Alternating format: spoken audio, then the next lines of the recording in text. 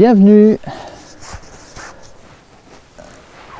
devant la chaîne du Mont Blanc, magnifique endroit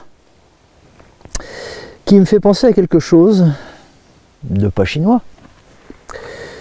C'est que quand on grimpe un petit peu en montagne, on voit la vallée en dessous avec les nuages et on voit que ceux qui sont dans la vallée ne voient pas grand chose parce qu'ils sont dans la brume. Et que plus on s'élève, évidemment, plus on voit clair dans les limites qui ont déjà été évoquées dans un autre, c'est pas chinois parce que si on monte de trop on est dans le noir, mais c'est le noir qui permet de tout voir, obscurcir l'obscurité. La porte de toute merveille, disait Lao Tzu, mais restons sur terre. En bas, on a la brume dans la vallée, et quand on monte vers les sommets, en restant les pieds sur terre, on arrive au plus haut des sommets, le Mont Blanc, par exemple. Lorsqu'on se retrouve en haut d'un sommet, comme celui du Mont Blanc, on a la chance unique de voir l'unité de toutes choses, c'est-à-dire d'avoir une vision globale de toutes les choses ensemble.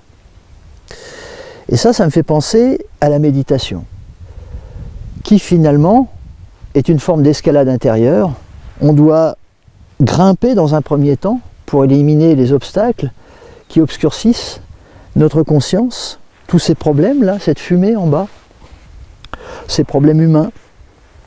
Et plus on monte, plus on voit les choses de façon éclairée, de façon détachée, parce qu'on prend de la distance par rapport aux choses qui deviennent plus petites, c'est-à-dire mon problème est là, mais si je m'en détache, il est toujours là, mais il y a le reste. Et puis si vraiment on arrive au sommet des sommets, on peut s'asseoir et méditer sur la montagne jusqu'à ce qu'il n'y ait plus que la montagne, comme disait un auteur chinois. Voilà, donc que l'on escalade à l'extérieur ou que l'on escalade à l'intérieur, c'est toujours une escalade avec la même signification, aller vers l'unité.